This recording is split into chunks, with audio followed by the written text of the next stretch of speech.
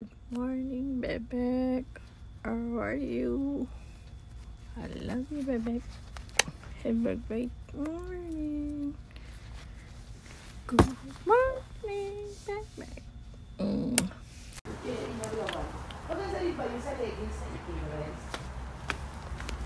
Ha? Maganda rin ba yung sa leggings na itim? Kagaya pa ka, napaya ka ka pa,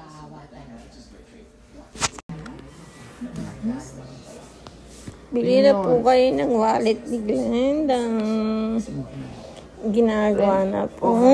Hindi ko pinopost. At saka ito, Saka na, yung pag-completo akin, na. isama niyo. Si nanay maganda di ka nanay. Ito yung mga kitchen flower, oh. Para pagkakitaan na yan. O nanay, ito ang ganda ng ginawa mo yun, di ba?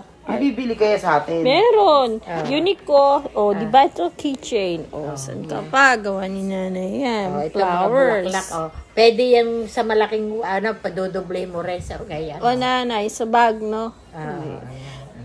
Igagaya. Ay na, parang ganyan na. Tapos ito yung parang magiging lock nyo. Gano'n. Tapos may bilog. No? Ay, ganda pala na yun.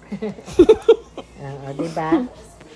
May cellphone pa si Ito nanay. pang kawit, Neng. Oo, nay. Ganyan, kakawit dito sa bilog. Oh, yan. Oh, yan, oh. Ganyan, Oo, oh. ganda na. Iharap mo doon sa lamisa, yung inyong... Oh, ito pa, Neng. So, Si Renz, ang pag-anoy mo na yun ng design. Bago ikaw na tumira ng design kasi marunong siya sa mga design. siya magtahe. Hindi, siya yung magsasabi na, o gento. Ito naman mga magtahe para ako magtahe. Oo, Ayun. below. Para mabe